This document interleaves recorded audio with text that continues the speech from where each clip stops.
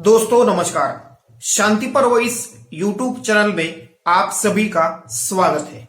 आज के इस वीडियो में हम महाराष्ट्र की राजनीति पर बात करेंगे। क्या महाराष्ट्र में मोदी मैजिक चल पाएगा, इस विषय पर विश्लेषण करेंगे। वीडियो को लाइक, शेयर और चैनल को सब्सक्राइब करना मत भूलिए। 3 राज्यों के विधानसभा चुनावों में बीजेपी को अच्छी खासी सफलता मिली।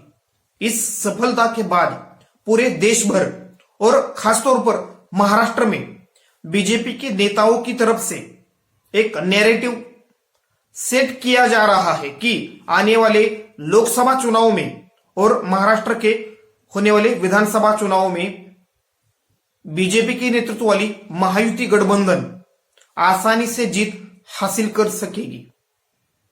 लेकिन क्या सच में महाराष्ट्र में आने वाले लोकसभा चुनाव में बीजेपी और उसके सहयोगी दल एक तरफा जीत हासिल कर पाएंगे, या यानी जमीनी हालात इस वक्त बीजेपी और उनके मित्र पक्षों के लिए एक आसानी से उनको फायदा पहुंचाने वाले हैं। यानी जो नैरेटिव इस वक्त बीजेपी के नेताओं द्वारा और बीजेपी के सहयोगी दल यानी एकनाथ शिंदे जी की शिवसेना हो या अजित पवार जी के नेतृत्व वाली राष्ट्रवादी कांग्रेस पार्टी हो, उनके द्वारा इस वक्त महाराष्ट्र में सेट किया जा रहा है, उसकी जमीनी हकीकत असल में क्या है, इस पर हम विश्लेषण करेंगे। 3 राज्यों के विधानसभा चुनाव में बीजेपी को सफलता मिली, लेकिन हिंदी बेल्ट में और खासतौर पर काउ बेल्ट में बीजेपी का जो सपोर्ट बेस है वो सपोर्ट बेस महाराष्ट्र में नहीं और खासतौर पर दक्षिण भारत में नहीं। जिस तरह कर्नाटक और तेलंगाना में कांग्रेस पार्टी को जीत मिली है, उसका अच्छा खासा परिणाम आने वाले चुनाव में हमें महाराष्ट्र में भी देखने को मिल सकता है। यानी इस चुनाव का फायदा यानी तेलंगाना के जीत का फायदा महाराष्ट्र में महाविकास आघाड़ी गठबंधन और कांग्रेस पार्टी को मिल सकता है। 2014 का चुनाव हो या 2019 का लोकसभा या विधानसभा का चुनाव, बीजेपी को अपने दम पर महाराष्ट्र में कभी भी विधानसभा चुनाव में बहुमत नहीं मिला। 2014 में बीजेपी ने महाराष्ट्र में विधानसभा चुनाव अकेले लड़े, उसमें बीजेपी को 122 सीटें मिली। 2014 में बीजेपी की विधानसभा चुनाव में सीटें घटी और वो 105 रह गई। 2014 और 2019 के लोकसभा चुनावों में बीजेपी ने शिवसेना पार्टी से मिलकर या गठबंधन में लोकसभा का चुनाव लड़ा और 2014 में बीजेपी शिवसेना गठबंधन को 42 और 2019 में भी 42 सीटें मिली। लेकिन क्या 2024 में बीजेपी 2014 और 2019 का रिजल्ट दोहरा पाएगी?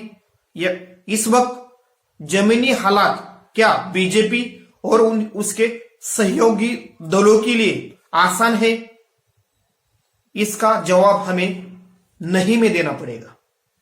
भले ही बीजेपी की तरफ से इस वक्त 3 राज्यों के विधानसभा चुनाव में नरेंद्र मोदी जी के नाम पर जो जीत मिली उसका अच्छा जश्न मनाया गया हो, या नरेंद्र मोदी जी के नाम पर महाराष्ट्र में बीजेपी आसानी से आने वाले लोकसभा और महाराष्ट्र के विधानसभा चुनाव जीत सकती है, ऐसा एक माहौल बनाने का प्रयास या नैरेटिव बनाने का प्रयास हो रहा हो, लेकिन नरेंद्र मोदी जी के नाम को या नरेंद्र मोदी जी के लीडरशिप को महाराष्ट्र में ज्यादा एक्सेप्टेंस नहीं मिलती।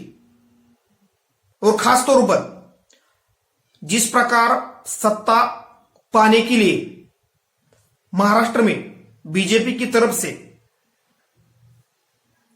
अलग अलग राजनीतिक प्रयोग किए गए, यानी शिवसेना पार्टी को तोड़ा, फिर बाद में एनसीपी पार्टी को तोड़ा,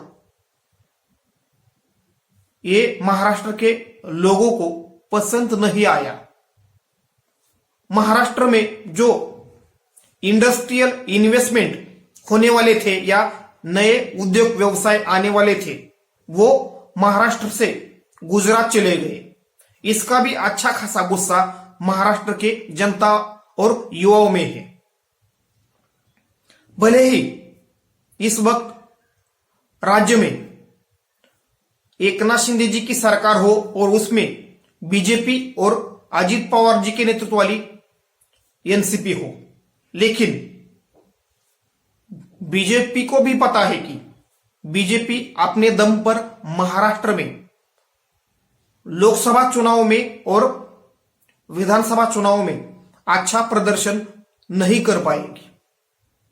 इस वक्त महाराष्ट्र में महाविकास आघाड़ी गठबंधन और खासतौर पर उद्धव ठाकरे जी की नेतृत्व वाली शिवसेना और शरद पवार जी की नेतृत्व वाली एनसीपी कमजोर जरूर दिख रहे हैं, लेकिन असल में जमीनी हालात देखें तो अभी भी उद्धव ठाकरे जी को महाराष्ट्र में शहरी इलाकों के अलावा ग्रामीण इलाकों में भी एक सहानुभूति मिलती हुई नजर आ रही है।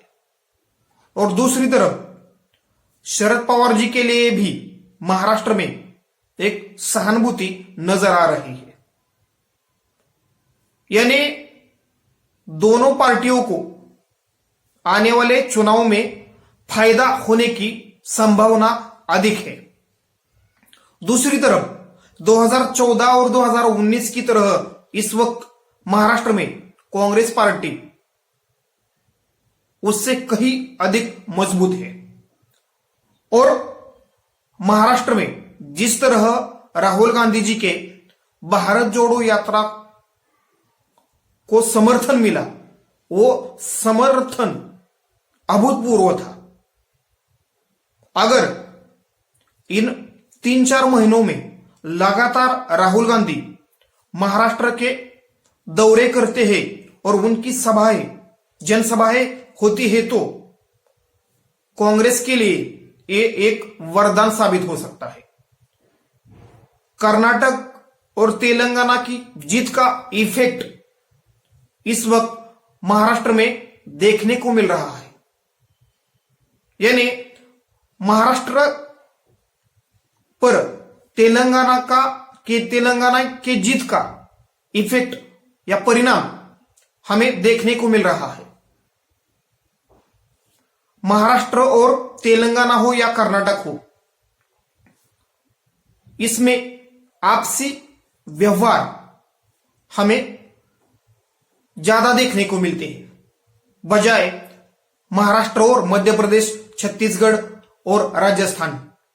यानी कुल मिलाकर महाराष्ट्र की जो राजनीतिक पहचान है या महाराष्ट्र की राजनीतिक समझबूझ है, वो काफी हद तक दक्षिण भारत से मिलती जुलती है।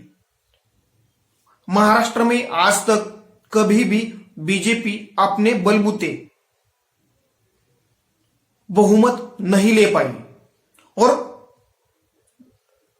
बीजेपी की जो मेन आइडियोलॉजी है हिंदुत्व, और उस मेन आइडियोलॉजी का हिंदुत्व का मुख्य प्रचारक आरएसएस वो संगठन महाराष्ट्र में से यानी नागपुर में से है, लेकिन फिर भी आरएसएस को महाराष्ट्र में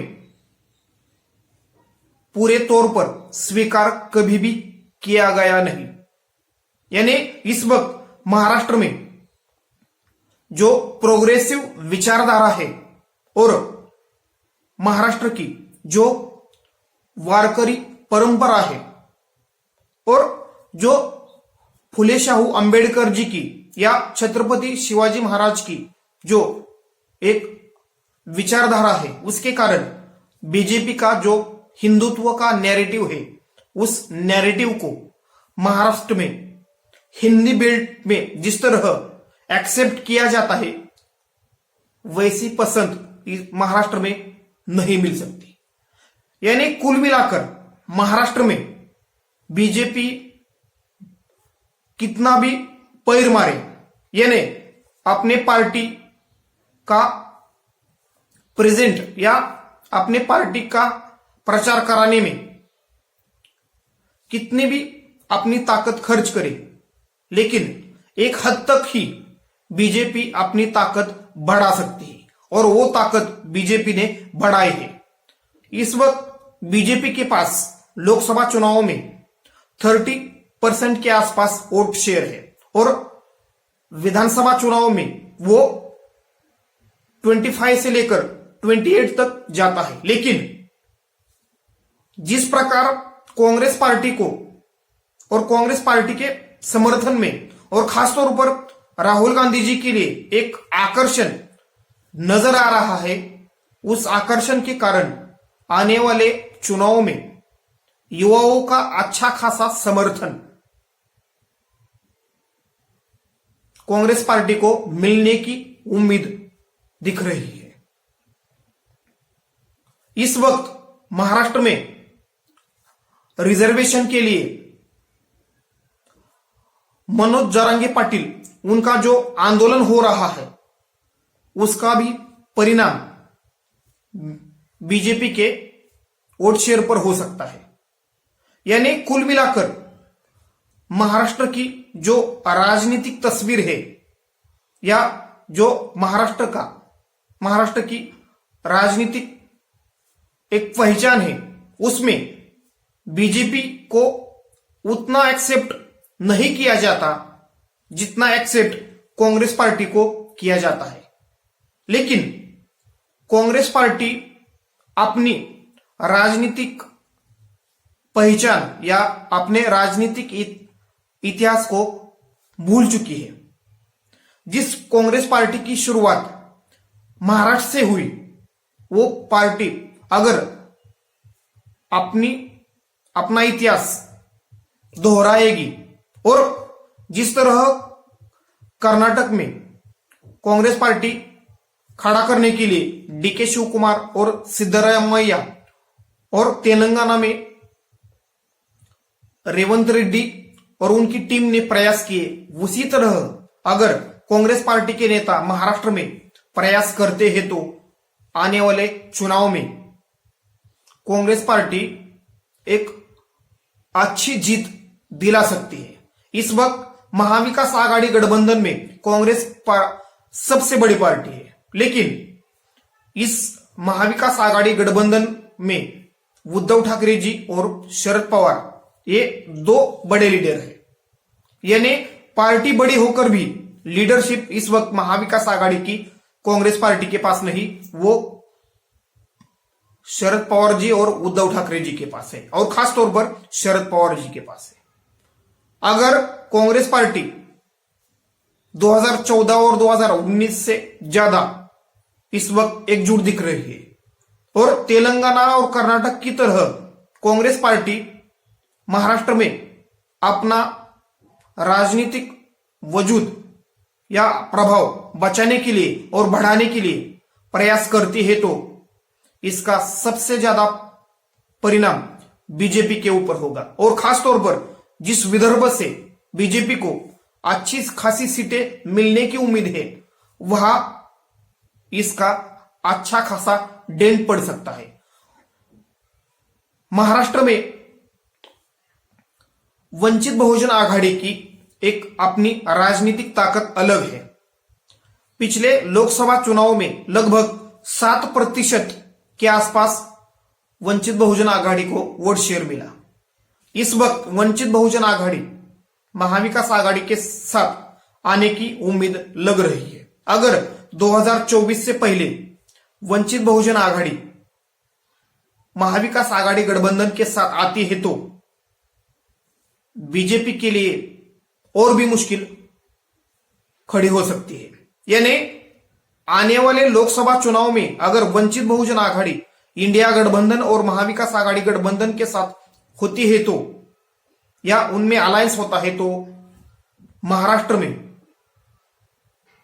एक तरफा लोकसभा के सीटें महाविकास आघाड़ी यानी इंडिया गठबंधन जीत सकता है और लोकसभा चुनाव में भी ये गठबंधन ऐसा ही रहा तो एक तरफा जीतने की उम्मीद जताई जा रही है। यानी इस वक्त बीजेपी सरकार में जरूर है, लेकिन इस सत्ता का आनंद पूरी तरह से बीजेपी के नेता इस वक्त उठा नहीं पा रहे, क्योंकि मुख्यमंत्री पद एकनाथ शिंदे जी के पास है और इस एकनाथ शिंदे जी के सरकार का मंत्रिमंडल विस्तार पूरी तरह से नहीं हो चुका।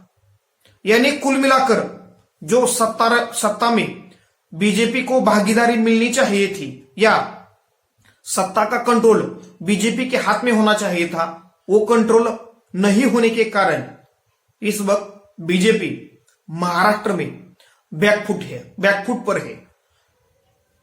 और ऐसे में कुल मिलाकर हम ऐसा कह सकते हैं कि जो मोदी मैजिक मध्य प्रदेश, छत्तीसगढ़ और राजस्थान में चला, वो मोदी मैजिक महाराष्ट्र में नहीं चल सकता, क्योंकि महाराष्ट्र की राजनीतिक पहचान या राजनीतिक तस्वीर उत्तर भारत से यानी हिंदी बेल्ट और काउ बेल्ट से पूरी तरह अलग है।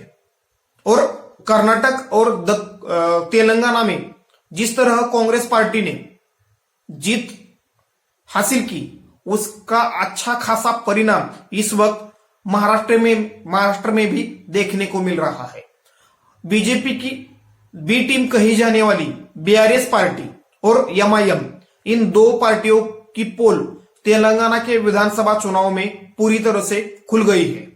यानी इन दोनों पार्टियों का आने वाले लोकसभा और विधानसभा चुनाव में महाराष्ट्र में हमें प्रभाव कम ही देखने को मिल सकता है। यानी कुल मिलाकर हर नजरिए से बीजेपी महाराष्ट्र में मोदी मैजिक के दम पर 2014 और 2019 का लोकसभा या विधानसभा का जो रिजल्ट है या नतीजा है, वो दोहराने में भी स्थिति में नहीं है। यानी इस वक्त भले ही बीजेपी नैरेटिव में और सत्ता में महाविकास आघाड़ी गठबंधन पर मात करती हुई नजर आ रही है, लेकिन जमीनी हकीकत इससे विपरीत है। यानी जमीनी हकीकत देखे तो इस वक्त बीजेपी के प्रति जनता में नाराजगी और गुस्सा नजर आ रहा है और खासतौर पर युवाओं में बीजेपी के प्रति अच्छा खासा गुस्सा नजर आ रहा है। धन्यवाद। वीडियो को लाइक, शेयर और चैनल को सब्सक्राइब करना मत भूलिए।